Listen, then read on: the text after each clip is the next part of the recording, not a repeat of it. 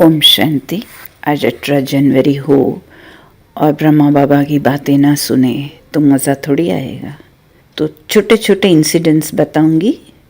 पहला है बाबा नहीं लेकिन साक्षात श्री कृष्ण को देखा।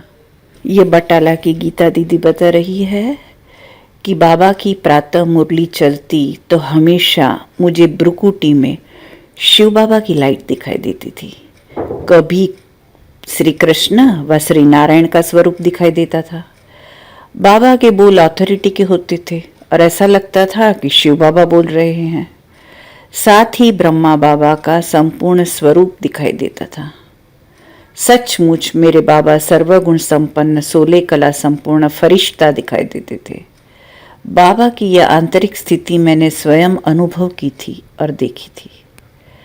एक बार जब मैं बाबा के कमरे में गई तो वहां बाबा नहीं लेकिन साक्षात श्री कृष्ण को देखा। मैं बार बार आंखें मलती रही कि श्री कृष्ण है या बाबा, लेकिन काफी समय तक वह दृश्य सामने रहा और अब मैं अपने आप को भूल गई। ऐसा अनुभव हो रहा था कि मैं श्री कृष्ण के साथ रास कर रही हूँ। यही नशा काफी दिन तक रहा। मुझे अधिकतर श्री कृष्ण का और शिव बाबा का साक्षात्कार होता था। साथ ही मैंने बाबा से सर्व संबंधों का अनुभव किया। कभी बाबा को सखा सखी के रूप में तो कभी टीचर के रूप में और कभी माँ के रूप में अनुभव किया। एक भाई अपनी युगल की शिकायत देकर बाबा के पास आया। युगल की कई गलतियां बाबा को एक के बाद एक सुनाता गया।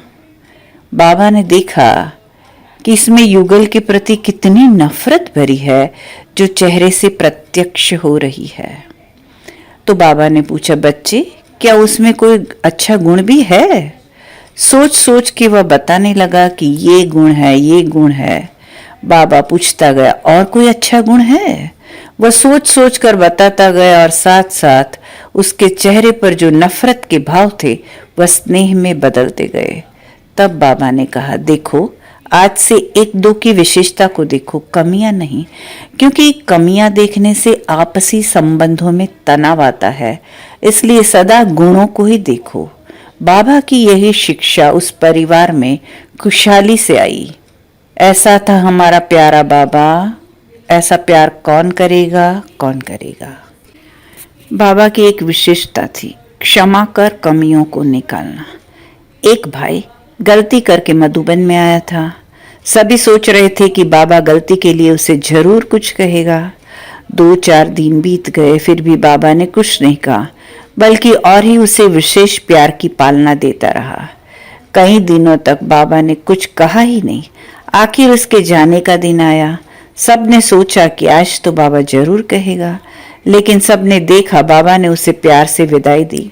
आखिर जब बाबा से इसका कारण पूछा तो बाबा ने कहा, देखो बच्चा जानता है कि उसने गलती की है। बड़ी हिम्मत करके बाबा के पास आया था। यदि बाबा कुछ कहता तो बच्चा फंक हो जाता, दोबारा आने की हिम्मत नहीं करता। इसलिए बाबा ने उसे स्नेह देकर शक्ति भर दी। अब बाबा मुरली में जरा भी इशारा देगा तो बच्चा समझ जाएगा और स्नेह की शक्ति से अपने को चेंज कर लेगा। अक्सर मैंने देखा बच्चों से गलती होने पर बाबा बच्चों की नब्ज देकर शिक्षाएं देता था। बच्चों में सुनने की हिम्मत है तो बाबा उन्हें बुलाकर प्यार से समझाता था, अन्यथा कईयों को तो कहता था इसे मम्मा के पास भेज दो। आगे और एक बात, बच्चों से कोई गलती हो जाए तो रियलाइज करने का बाबा का तरीका बड़ा अनोखा था। एक बार किसी ने कपड़े धोकर सुखाए लेकिन उतारना भूल गए। रात को सोते समय याद आया, लेकिन कड़ाके की ठंडी थी तो सुस्ती कर गई। सवेरे याद आया लेकिन सोचा कि क्लास के बाद उतार लूंगी, लेकिन फिर भूल गई। अमृत वेले बाबा ने देखा तो कपड़े उतारवा लिए। क्लास के बाद जब मैंने जाकर देखा तो पाया कि कपड़े नहीं हैं। पता चला कि बाबा के पास है। वो बाबा के पास गई। बाबा ने गलती का प्यार से एहसास कराया, कहा, देखो बच्ची, कल कपड़े उतारे नहीं, कितनी मिट्टी चढ़ी होगी। मिट्टी वाले कपड़े क्या देवता बनने वाले बच्चे पहन सकते हैं? कपड़े गिर जाते तो दोबारा धोने के लिए साबुन, पानी और समय भी दोबारा खर्च होता ना। ये बोझ तुम्हारे ऊपर ही चढ़ जाता ना। इस प्रकार बाबा ने कार्य के प्रति दक्षता और कर्म की गति का ज्ञान देकर प्यार से भूल का अनुभव कराया। एक बार दिल्ली से दाताराम भाई मिठाई वाला सर्दी के दिनों में मधुबन आया था। उसने स्वेटर नहीं पहना था और बाबा से मिल रहा था तो बाबा ने पूछा, बच्चे स्वेटर नहीं पहना? उसने कहा, बाबा सफ़ेद स्वेटर नहीं था। उसी समय बाबा ने स्वयं का ही पहना हुआ स्वेटर उतारकर उस भाई को अपने हाथ से बड़े प्यार से पहना दिया और गले लगा लिया तो उसकी खुशी का पारावार नहीं रहा। ऐसे थे हमारे रहम दिल बाबा। जब सभी मधुबन से विदाई लेकर जाते थे तो कहते थे, बाबा आपको छोड़कर हमारे जाने का मन नहीं करता। प्यारे बाबा बोलते, आप एक बाबा को छोड़कर जाते हो, बाबा कितने बच्चों को भेजता है। तुरंत सभी ने कहा, बाबा हम जाएंगे परंतु हमको भूलना नहीं। बाबा ने कहा, बच्चे अगर मैं आपको याद करूंगा तो मैं अपने शिव बाबा को भूल जाऊंगा। इसलिए बच्चे देखो, बाबा सदैव कहता है, खुश रहो, आबाद रहो, न बिसरो न याद रहो। एक बार कोई माता या दीदी मधुबन में थी। संतरी दादी जी कमरे में जाकर प्यारे बाबा के पुराने कपड़ों की गठरी लाई और खोली। उसमें से एक धोती और कुर्ता निकला जो फटे हुए थे। बाबा ने किसी को कहा, इसकी सिलाई करके ले आओ। तो उन्होंने कहा, नहीं ये बाबा नहीं पहनेंगे, मैं दिल्ली जाती हूँ और वहाँ से बनाकर भेज दूंगी। बाबा ने यह सुना तो कहा, बच्ची जब सीजन नहीं होता तो बाबा इनको ही पहनता है, इसलिए बच्ची इनको ठीक करके ले आओ। बाबा के कहने पर उसकी सिलाई की, धुलाई की और बाबा के कमरे में रख दिया। बाबा ने शाम को वही धोती और कुर्ता पहना। हमारे प्यारे बाबा जितने दाता दिल और खुले भंडारी थे उतना ही उन्होंने बचत करना भी सिखाया। ब्रह्मा बाबा बहुत उदारचित और शालीन थे। हम जो स्वप्न में भी नहीं सोच सकते थे वह बाबा करा लेते थे। एक बार बाबा से मैंने पूछा, ये किसी ने बताया है, बाबा हम बहुत ही रूहानी स्नेह से, मेहनत से, सच्ची लगन से सब आत्माओं को परमात्मा का संदेश देते हैं, परंतु लोग फिर भी हमें गालियां ही निकालते हैं। बाबा पहले तो मुस्कुराते हुए मेरी बात सुनते रहे, बाद में बड़े प्यार से कहा, बच्ची तुम शांति से शांति स्थापना के कार्य में लगी रहो, समय आएगा लोग तुम्हें पहचानेंगे। कैसी भी परिस्थिति हो, बाबा सदा निश्चिंत बेफिक्र बादशाह बन चलते थे। हम समझते थे कि यह समस्या बहुत बड़ी है, परंतु बाबा सदैव साक्षी अवस्था में रहे, बड़े से बड़ी समस्या का बहुत थोड़े शब्दों में समाधान कर देते थे। बाबा बहुत ही उदारचित और राजाओं जैसी शालीनता से व्यवहार करते थे। एक बार यज्ञ की धोबी से बाबा ने पूछा, बच्चे किसी चीज की दरकार हो तो बता ना, कपड़े आदि है? उसने बहुत ही संकोच से कहा, हाँ बाबा सिल रहे हैं। बाबा ने कहा, बच्चे आओ, बाबा के बहुत सिले हुए कपड़े रखे हुए हैं। ये कहते हुए बाबा उसको अपने साथ कमरे में ले आए और अपनी कपड़ों की अलमारी खोलकर बोले, बच्चे जितने चाहिए इनमें से ले लो। बाबा का सो बच्चों का। ये बेचारा तो संकोच से कहे, नहीं बाबा मेरे कपड़े सिल रहे हैं, मिल जाएंगे, परंतु बाबा ने अपने हाथ से कुछ कपड़े उठाकर उसको दे दिए। ऐसे थे गरीब निवास बाबा। बाबा के हर कदम से शिक्षा मिलती थी। बाबा के अव्यक्त होने से 1 महीने पहले मैं बाबा से मिलने पार्टी लेकर गई थी। ये संतोष दीदी बता रही है। उस समय जो बाबा से मिली और मुरली सुनी वो दृश्य, और इससे पहले जब बाबा से मिली और मुरली सुनी थी, उनमें रात दिन का अंतर था। आंखों में बहुत फर्क था। ब्रह्मा की वो आंखें नहीं थी, वो श्री कृष्ण की आंखें थी। मैं घड़ी घड़ी आंखें मलकर देखती थी कि ये किसकी आंखें हैं।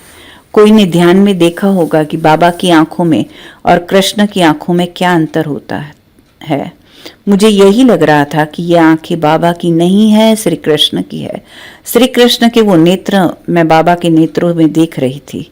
यह बात मैंने मुंबई आने के बाद क्लास में भी बताई कि इस बार बाबा के नेत्र बाबा के नहीं थे, श्री कृष्ण के थे। बाबा इतने नजदीक पहुंच गए थे उस स्टेज के। बाबा के हर अंग में चमक और एक विशेष अलौकिक कशिश थी। उस दिन मुरली सुनाते बाबा गद्दी पर लेट गए, जैसे कि छोटा बच्चा लेटता है, और कहते रहे कि मैं श्री कृष्ण बनूंगा, मैं मिच्चनू बनूंगा। ऐसे श्री कृष्ण के संस्कार हाव भाव देखने में आते थे। बाबा जब किसी बच्चे को गोद में लेते थे तब उसे पहले ही बोल देते थे कि शिव बाबा को याद करके आओ, ऐसे समझो कि मैं शिव बाबा की गोद में जा रही हूँ। जा रहा हूं, नहीं तो तुम्हारे ऊपर पाप चढ़ेगा। ब्रह्मा बाबा बोलते थे कि बच्चे तुम ईश्वरीय संतान हो, तुम देहधारी की गोद में नहीं जा सकते हो।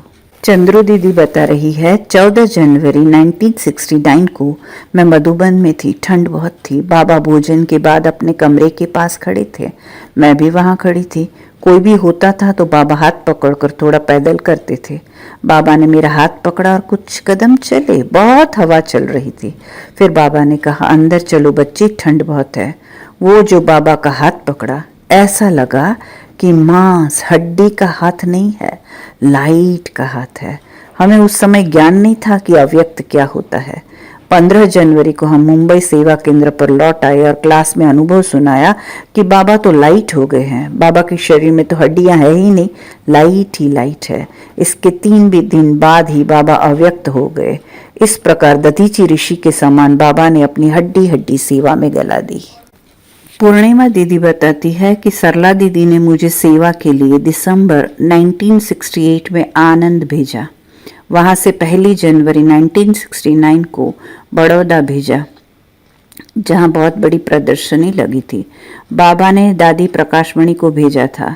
दमयंती बहन ने दादी के साथ बाबा को पत्र भेजा कि यहाँ गुजराती बहन की ज़रूरत है। बाबा ने पत्र का उत्तर दिया, बच्ची पूर्णिमा बच्ची तुम्हारे साथ रहेगी, जो सयानू और समझू है। सेवा में भी बहुत अच्छी मदद करेगी। बड़ौदा में तुम्हारे पास ही रहेगी। बाबा के आदेश पत्र के बाद मैं बड़ौदा ही रही। पत्र के बाद 4-5 दिन में ही बाबा ने शरीर त्यागा।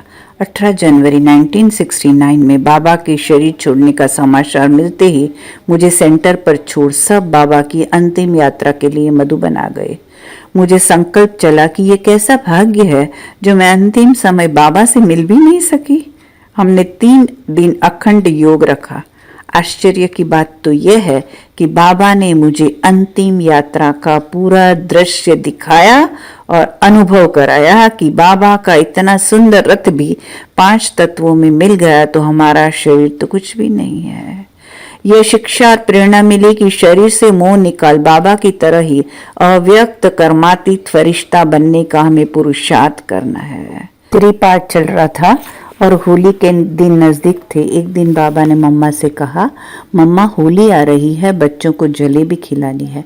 मम्मा ने बाबा को कहा, जी बाबा, लेकिन यज्ञ में न तेल है न आटा है।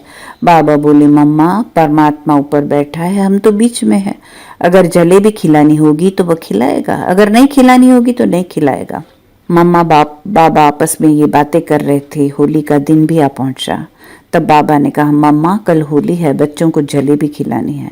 मम्मा ने कहा, जी बाबा। लेकिन सभी यज्ञवत सोचने लगे कि अभी तक कोई सामान नहीं है, फिर कब जलेबी बनेगी, कैसे बनेगी। सभी ने मम्मा को कहा, ये कैसे होगा। मम्मा ने कहा, बाबा ने कहा है तो जरूर होगा।